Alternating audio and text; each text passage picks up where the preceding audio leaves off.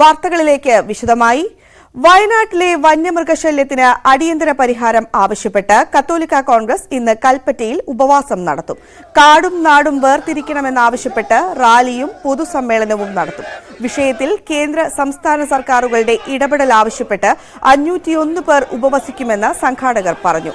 മാനന്തവാടി രൂപതാ സഹായമെത്രാൻ മാർ അലക്സ് താരമംഗലം ഉദ്ഘാടനം ചെയ്യും.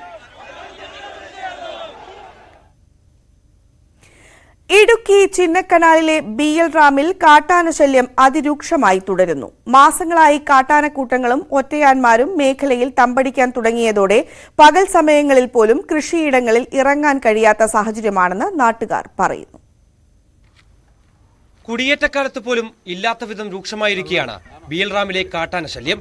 എല്ലാ ദിവസവും മേഖലയിൽ കാട്ടാനയുടെ സാന്നിധ്യമുണ്ട്. കഴിഞ്ഞ 3 മാസത്തിനിടെ ഏക്കർ കണക്കിന് ഭൂമിയിലെ കൃഷി ആനയുടെ ആക്രമണത്തിൽ നശിച്ചു. ലക്ഷക്കണക്കിന് രൂപയുടെ നാശനഷ്ടമാണ് ഉണ്ടായത്. വളരെ ദുരിതത്തിലാണ്. കാരണം ഇപ്പോൾ പകൽ സമയത്ത് പോലും തോട്ടത്തിൽ പോയി ജോലി ചെയ്യാൻ പറ്റുന്നില്ല. അപ്പോൾ ആരാ എവിടെയാണ് ഉള്ളതെന്ന് ഉറപ്പ് വരുത്തിയിട്ടാണ് തൊഴിലാളികൾക്ക് പണിക്ക് പോകുന്നത്.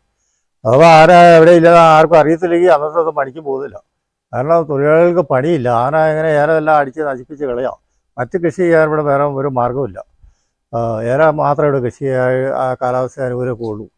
നേരത്തെ ഇഞ്ചി കൃഷിയൊക്കെ ആയിരുന്നു. ഇഞ്ചി കൃഷി ഇല്ലാതായി ഏല മാത്രമേ ഉള്ളൂ. അപ്പോൾ ഏലം കൃഷി ചെയ്യാൻ പറ്റാത്തൊരവസ്ഥയാണ്. ആന കന്നാലി തിരുന്ന പോലെ വന്ന് തില്ലുക. നേരത്തെയൊക്കെ ആന വന്ന ഒരു സുരക്ഷിത സ്ഥലത്തേക്ക് രാവിലെ പോകുന്നു. ഇപ്പോൾ പോവില്ല.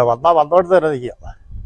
അതുപോലെ 7 മണിക്കൊക്കെ പാൽ മേടിക്കാൻ പോയ സ്ത്രീയൊക്കെ അടുത്ത ദിവസം ഓടിച്ച് അവർ വീണ്ടും പരിക്ക് പറ്റി വന്നിരിക്കണം.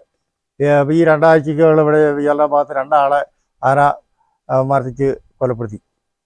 ഇതിന് ഒരു ശാശ്വത പരിഹാരം കാണാം. ഫോറസ്റ്റുകാർ വരും, അവർ എവിടെ ഉള്ളതെന്ന് നോക്കി കുറേ ആൾക്കാർ അവരോട് പോവും. ഇപ്പോൾ പടക്കം പൊട്ടിക്കാൻ പാടില്ല, അതിനെ ഉപദ്രവിക്കാൻ പാടില്ല, പാട്ട കൊട്ടാൻ പാടില്ല, കവട വെച്ചേറ്റാൻ പാടില്ല എന്നൊക്കെയാണ് പറയുന്നത്. ഇതിനെ പിടിച്ചു കൊണ്ടുപോയി എവിടെയെങ്കിലും ഒരു സ്വൈരമായ സ്ഥലത്ത് നിർത്തി വേലി കെട്ടിയോ ട്രഞ്ചി വെട്ടിയോ അല്ലെങ്കിൽ മത്സ്യം വേലി ഇട്ടോ സംരക്ഷിക്കുകയല്ലേ വേണ്ടത്. അതിന് തീറ്റ കൊടുക്കുകയും വെള്ളം കൊടുക്കുകയൊക്കെ ചെയ്യേണ്ടത്. അതിനെ നമ്മൾ കൊല്ലാനൊന്നും പറയുന്നില്ല. അത് ആരും ജീവിക്കേണ്ടേ, ജീവിച്ചു പോയില്ലേ. മുൻപ് BL റാമിലേക്ക് എത്തിയിരുന്നത് ചക്കക്കൊമ്പൻ എന്ന ഒറ്റയാൻ മാത്രമായിരുന്നുവെങ്കിൽ ഇപ്പോൾ മൊട്ടവാലിനും മേഖലയിൽ സ്ഥിരം സാന്നിധ്യമാണ്. മതികെട്ടാനിൽ നിന്ന് ഇറങ്ങുന്ന കാട്ടാനക്കൂട്ടങ്ങളും രാത്രിയും പകലും ഏലത്തോട്ടങ്ങളിൽ തമ്പടിക്കുകയാണ്. കാർഷിക മേഖല വിട്ട് ചിന്നക്കനാലിലെ പുൽമേടുകളിലേക്ക് ആനകൾ മാറുന്നില്ല. ഏതാനും ആഴ്ചകൾക്ക് മുൻപ് കൃഷിയിടത്തിൽ ജോലി ചെയ്യുകയായിരുന്ന കർഷകൻ കാട്ടാന ആക്രമണത്തിൽ കൊല്ലപ്പെട്ടിരുന്നു. പ്രഭാത സവാരിക്കിറങ്ങിയ സ്ത്രീകൾക്ക് നേരെ ആന പാഞ്ഞെടുക്കുകയും ചെയ്തു. ஆனச்சல்லியும் பயங்கர சல்லியம்.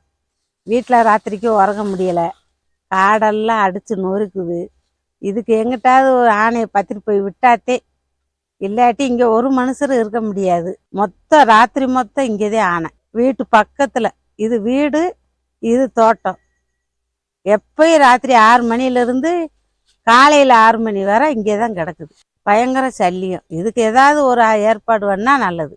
കുട്ടികളെ സ്കൂളിൽ അയച്ചിട്ട് ഭയത്തോടെയാണ് വീട്ടുകാർ കാത്തിരിക്കുന്നത്. കൃഷിയിടങ്ങളിലും റോഡിലുമെല്ലാം ഏതു നിമിഷവും കാട്ടാനകൾ എത്തും. ഒറ്റയാന്മാർക്ക് പുറമെ കുട്ടിയാനകൾ ഉൾപ്പെടുന്ന വിവിധ കാട്ടാനക്കൂട്ടങ്ങളും വൻ ഭീഷണിയാണ് ഉയർത്തുന്നത്. ന്യൂസ് 18 ഇടുക്കി.